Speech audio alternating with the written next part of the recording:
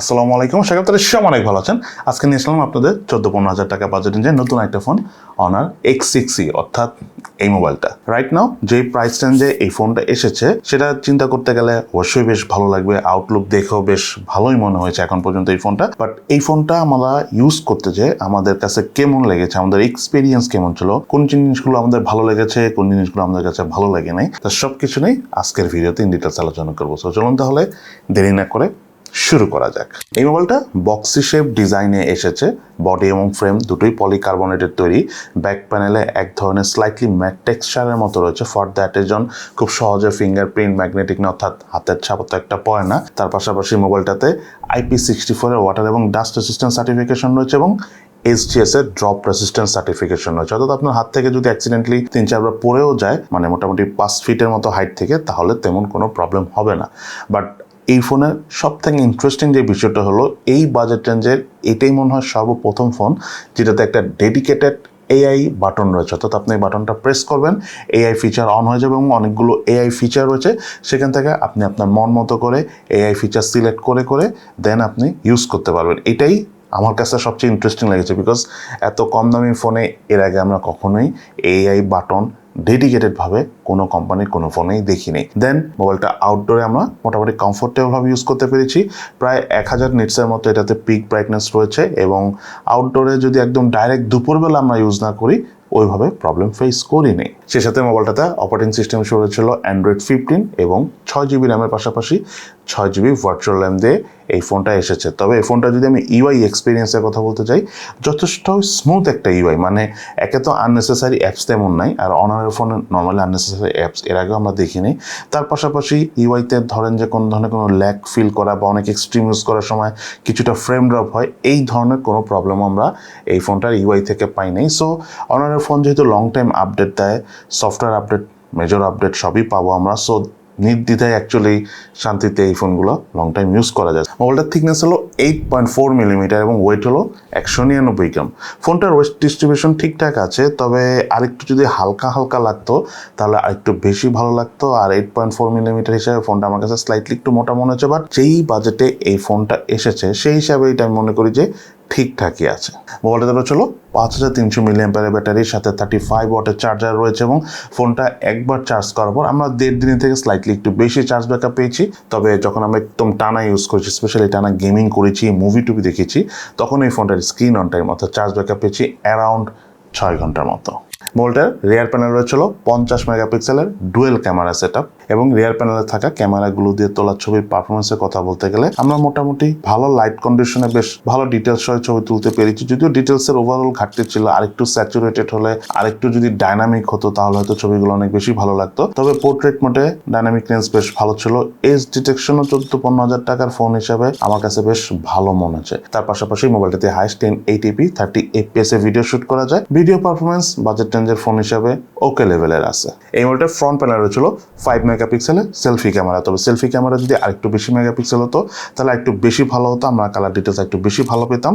তবে আউটডোরে যখন আমরা পারফেক্ট লাইট বা বলতে পারেন যে একটু বেশি লাইট ছিল, ওই ধরনের সিচুয়েশনের ছবি তুলেছি, ভালোই ছবি উঠেছে, ডিটেলসও যথেষ্ট ভালো ছিল। পোর্ট্রেট মোডে ডাইনামিক রেঞ্জ ভালো ছিল, এজ ডিরেকশনও ঠিক আছে। তবে ওভারঅল যদি ছবিতে আমরা আরেকটু কালার বুস্টিং এ দেখা পেতাম তাহলে বেশ ভালো লাগতো। সে সাথে এই মোবাইলটাতে ক্যামেরাটো API এর সাপোর্ট নেই, সো আপনি চলে ইন ফিউচারে এই মোবাইলটাতে ম্যানুয়াল ক্যামেরা অর্থাৎ জিক্যাম ইউজ করতে পারবেন না। এই মোবাইলটাতে রয়েছিল 6.6 ইঞ্চি সাইজে IPS TFT প্যানেলের ডিসপ্লে, সাথে আরো রয়েছিল 120Hz refresh rate. Display resolution হলো 1604x720 পিক্সেল এবং পিক্সেল ডেন্সিটি হলো 266 ppi।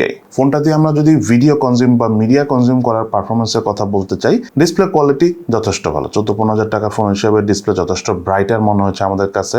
Colour অ্যাকুরেসিও not bad, movie বা ভিডিও দেখার সময় আমাদের কাছে অনেক ভালো লেগেছে। তার পাশাপাশি ডিসপ্লে চিন এবং ভেজেল এরিয়ার কথা বলতে গেলে চিন এরিয়াটা আমার কাছে স্লাইটলি একটু মোটা মনে হয়েছে। তার পাশাপাশি ডিসপ্লে ঠিক উপরে সেন্টারে রয়েছিল পাঞ্চল সেলফি ক্যামেরা। সে সাথে এই মোবাইলটা রয়েছিল ওয়াইড ব্যান্ড L3 এর সাপোর্ট, L1 এর সাপোর্ট থাকলে একটু বেশি ভালো হতো। এই মোবাইলটাতে প্রসেসর হিসেবে রয়েছিল MediaTek Helio G81 Ultra 4G। এই ফোনের প্রসেসরের ট্রানজিস্টর সাইজ হলো 12 ন্যানোমিটার এবং জিপি হিসাবে মোবাইলটা রয়েছিল মালি G52। মোবাইলটার আন্তর্জাতিক স্কোর পেয়েছি আমরা 2,28,348। বেঞ্চমার্ক স্কোর টেস্টার রেজাল্ট আমরা স্ক্রিনে শেয়ার করে দিয়েছি। মোবাইলটা দিয়ে আমরা পাবজি গেমসটা প্লে করেছি, যদিও এটা গেমিং সেন্ট্রিক ফোন বলবো না, বাট যেহেতু এটাতে 6GB র্যাম রয়েছে, সো ওভারঅল মোটামুটি আমরা গেম প্লে করতে পেরেছি। অনেক বেশি ল্যাগিংয়ে দেখা পেয়েছি আমি বলবো না, তবে অনেকগুলো এনিমি কাছাকাছি এসে পড়লে তখন কিছুটা ল্যাগ করে। আরেকটা বিষয় হলো লং টাইম গেম প্লে করার সময় হালকা হিট হয়, তবে কিছুক্ষণ সময় দিলে আবার এটা ঠান্ডাও হয়ে যায়। সেই সাথে মোবাইলটাতে আমরা কল অফ ডিউটি গেমটা প্লে করেছি। কল অফ ডিউটি গেমটা খেলার সময় আমরা পাবজি থেকে ওভারঅল বেশ ভালো পারফরমেন্স পেয়েছি, ফ্রেম ড্রপের পরিমাণও আমরা কম পেয়েছি। গেমিং এক্সপিরিয়েন্স নট ব্যাড, তবে কালার ডিটেলসের একটু ঘাটতি ছিল গেম প্লে করার সময়। এই মোবাইলটার প্রাইসের কথা বলতে গেলে 6GB র্যাম 128GB স্টোরেজ ভ্যারিয়েন্টের এই ফোনটার অফিসিয়াল প্রাইস হলো 14,999 টাকা, এবং আপনারা যখন এই ফোনটা কিনবেন অনারের তরফ থেকে আপনাদেরকে একটা TWS অর্থাৎ এয়ারবাডস গিফট দেওয়া হবে, এবং সেটার প্রাইস হলো অলমোস্ট 1000 টাকার আশেপাশে। সো 1000 টাকা সমমূল্যে আপনারা গিফট পেয়ে যাবেন এই ফোনটা যদি এখন পারচেস করেন।